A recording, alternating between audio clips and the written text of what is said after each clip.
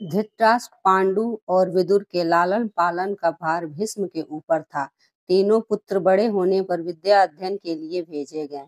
धृतराष्ट्र बल विद्या में, पांडु धनुर्विद्या में तथा विदुर धर्म और नीति में निपुण हुए। युवा होने पर धृतराष्ट्र अंधे होने के कारण राज्य के उत्तराधिकारी न बन सके। विदुर दासी पुत्र थे, इसीलिए पांडु को ही हस्तिनापुर का राजा घोषित किया गया।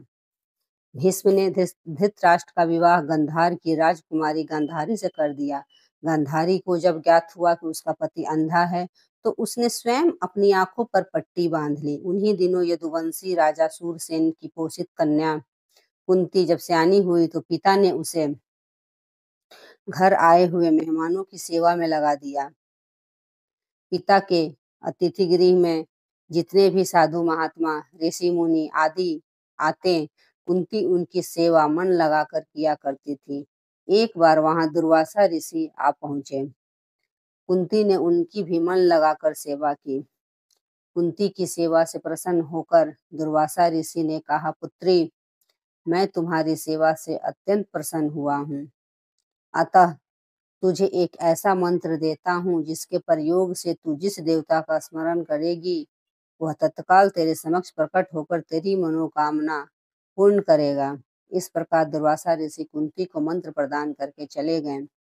एक दिन कुंती ने उस मंत्र की सत्यता की जांच करने के लिए एकांत स्थान पर बैठकर उस मंत्र का जाप करते हुए सूर्यदेव का स्मरण किया। उसी क्षण सूर्यदेव वहां प्रकट होकर बोले, देवी, मुझे बताओ कि तुम मुझसे किस वस्तु की अभिलाषा करती हो। मैं तुम्हारी अभिलाषा अवश्य पूर्ण करूंगा। इस पर कुंती ने कहा, हे देव, मुझे आपसे किसी प्रकार की अभिलाषा नहीं है। मैंने तो केवल मंत्र की सत्यता परखने के लिए ही उसका जाप किया है। कुंती के इन वचनों को सुनकर सूर्यदेव बोले, हे कुंती, मेरा आना व्यर्थ नहीं जा सकता। मैं तुम्हें एक अत्यंत पराक्रमी तथा दानशील पुत्र प्रदान करता हूँ। इतना कहकर सूर्यदेव अंतर्ध्यान हो गए। कुंती ने लज्जावश यह बात किसी से नहीं कह सकी। समय आने पर उसके गर्भ से कवच कुंडल धारण किए हुए एक पुत्र उत्पन्न हुआ। कुंती ने उसे एक मंजूषा में रखकर रात्रि बेला में गंगा में बहा दिया। वह बालक बहता हुआ उस स्थान पर पहुंचा जहां पर धृतराष्ट्र का सारथी अधिरथ अपनी अश्व को गंगा नदी में जल पिला रहा था। उसकी दृष्टि कवच कुंडलधारी शिशु पर पड़ी। अधिरथ निसंतान था, इसलिए उसने बालक को अपने छाती से लगा लिया और घर ले जाकर उसे अपने पुत्र के जैसा पालने लगा। उस बालक के कान अति सुंदर थे, इसलिए उसका नाम कर्ण रखा गया। कर्ण गंगा जी में बहता हुआ जा रहा था कि महाराज धृतराष्ट्र के सारथी अधिरथ और उनकी पत्नी राधा ने उसे देखा और उसे गोद ले लिया और उसका लालन पालन करने लगे। कुमार अवस्था से ही कर्ण की रुचि अपने पिता अधिरथ के समान रथ चलाने की बजाय युद्ध कला में अधिक थी। कर्ण और उसके पिता अधिरथ आचार्य द्रोण से मिले, जो कि उस समय युद्ध कला के सर्वश्रेष्ठ आचार्यों में से एक थे। द्रोणाचार्य उस समय कुरु राजकुमारों को शिक्षा दिया करते थे। उन्होंने कर्ण को शिक्षा देने से मना कर दिया, क्योंकि कर्ण एक सारथी पुत्र था और द्रोण केवल क्षत्रियों को ही शिक्षा दिया करते थे। द्रोणाचार्य की असम्मति के उपरांत कर्ण ने परशुराम से संपर्क किया, जो कि केवल ब्राह्मणों को ही शिक्षा दिया करते थे। कर्ण ने स्वयं को ब्राह्मण बताकर परशुराम से शिक्षा का आग्रह किया। परशुराम ने कर्ण का आग्रह स्वीकार कर किया और कर्ण को अपने समान ही युद्ध कला और धनुर्विद्या में निष्णात किया। कर्ण को उसके गुरु परशुराम और पृथ्वी माता से श्राप मिला था। कर्ण की शिक्षा अपने अंतिम चरण पर थी। एक दोपहर की बात है, गुरु परशुराम कर्ण की जंघा पर सिर रखकर विश्राम कर रहे थे। कुछ देर बाद कहीं से एक बिच्छू आया और उसकी जंघा दूसरी जंघा पर काट कर घाव बनाने लगा। गुरु का विश्राम भंग न हो, इसलिए कर्ण बिच्छू को दूर न हटाकर उसके डंक को सहता रहा। कुछ देर में गुरुजी की निद्रा टूटी और उन्होंने देखा कि कर्ण की जांघ से बहुत रक्त बह रहा है। उन्होंने कहा कि केवल किसी क्षत्रिय में ही इतनी सहनशीलता हो सकती है कि वह बिच्छू का डंक सह ले, न कि किसी ब्राह्मण में। और परशुराम जी ने उसे मिथ्या भाषण के कारण श्राप दिया कि जब भी कर्ण को उसकी दी हुई शिक्षा की सर्वाधिक अवस्था होगी, उस दिन वह उसके काम नहीं आएगी।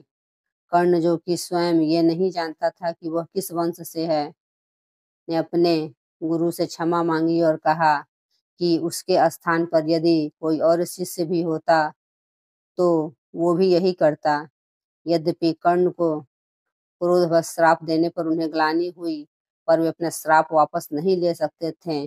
तब उन्होंने कर्ण को अपना विजय नामक धनुष प्रदान किया और उसे ये आशीर्वाद दिया कि उसे वह वस्तु मिलेगी जिसे वह सर्वाधिक चाहता है। अमिट प्रसिद्धि। कुछ लोक कथाओं में माना जाता है कि बिच्छू के रूप में स्वयं इंद्र थे, जो उसकी वास्तविकता क्षत्रिय पहचान को उजागर करना चाहते थे। परशुराम जी के आश्रम से जाने के पश्चात कर्ण कुछ समय तक भटकता रहा। इस दौरान वह शब्द भेदी विद्या सीख रहा था। अभ्यास के दौरान उसने एक गाय के बछड़े को कोई वन्य पशु समझ कर लिया और उस पर शब्द भेदी बाण चला दिया और बछड़ा मारा गया। तब उस गाय के स्वामी ब्राह्मण ने कर्ण को श्राप दिया कि जिस प्रकार उसने एक असहाय पशु को मारा है, वैसे ही एक दिन वह भी मारा जाएगा, जब वो सबसे अधिक असहाय होगा और जब उसका सारा ध्यान अपने शत्रु से कहीं अलग और किसी और काम पर होगा। इस प्रकार कर्ण परशुराम का एक अत्यंत परिश्रमी और निपुण शिष्य बना। कर्ण दुर्योधन के आश्रम में रहता था।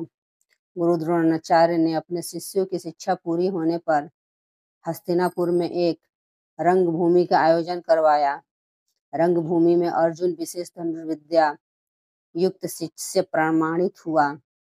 तभी कर्ण रंगभूमि में आया और अर्जुन के द्वारा किए गए कर्तव्यों को पार करके उसे द्वंद्व युद्ध के लिए ललकारा।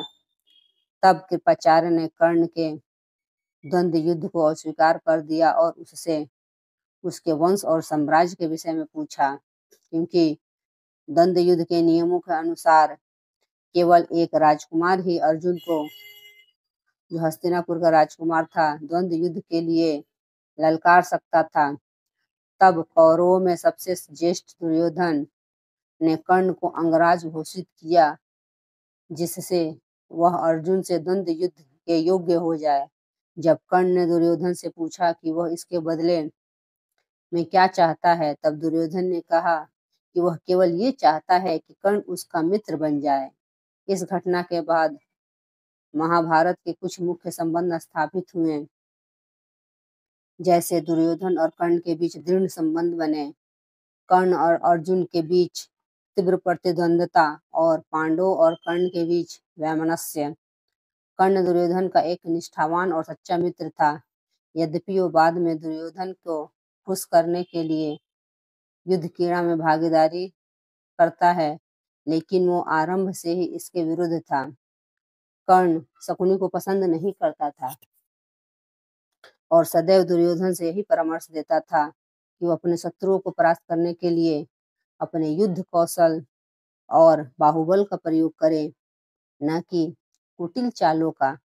जब लाक्षागृह में पांडवों को मारने का प्रयास विफल हो जाता है, तब कर्ण दुर्योधन को उसकी कायरता के लिए डांटता है और कहता है कि कायरों की सभी चालें विफल ही होती है, और उसे समझाता है कि उसे एक योद्धा के समान कार्य करना चाहिए और उसे जो कुछ भी प्राप्त करना है, उसे अपनी वीरता द्वारा प्राप्त करे।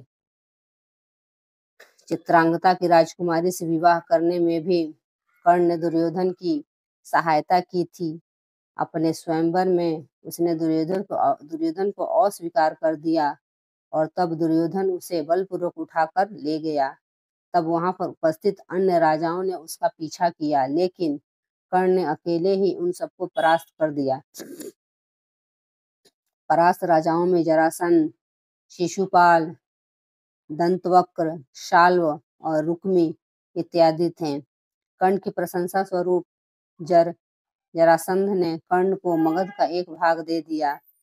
भीम ने बाद में श्री कृष्ण की सहायता से जरासंध को परास्त किया, लेकिन उससे बहुत पहले ही कर्ण ने उसे अकेले परास्त किया था।